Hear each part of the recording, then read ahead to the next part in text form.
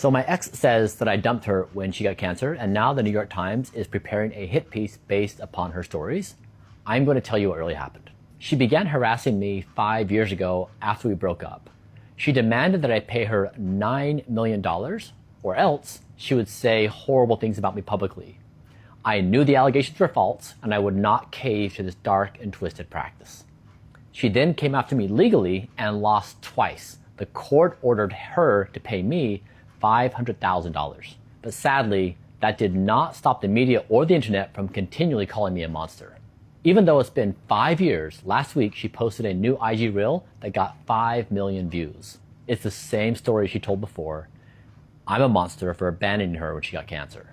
So here are the facts using evidence. I didn't want to share these videos. I don't want to share this publicly, but she has so deeply damaged my reputation, I have no choice.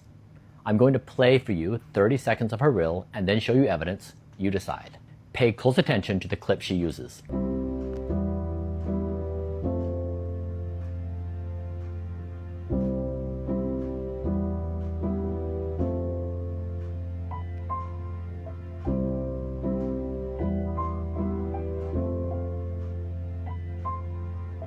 She starts her reel in July of 2019. She was diagnosed with cancer in May of 2019, and I supported her through the entirety of her cancer treatment. Here's a picture of us together on the first day she received treatment in June. In her reel, she claims that I abandoned her during her treatment in October of 2019. Notice the date, it's October 22nd, 2019, and that she's wearing a pink top. This was from her surgery, I know, because I was there. Here is another clip from her reel with the same pink top. And I feel pretty good. Remember anything the nurses said to you?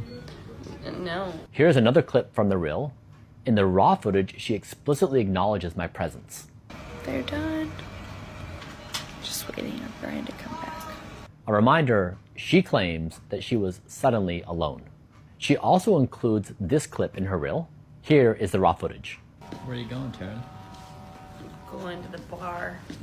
That was October 2019, 5 months after her diagnosis. To prove that I was there through her entire treatment, here is more evidence. Here is us in January 2020, 2 months later. Again, her allegation is that I abandoned her when she got cancer. So the evidence unmistakably shows I was by her side through the entirety of her treatment, from diagnosis to the very end. I intensely loved her and desperately wanted her to live.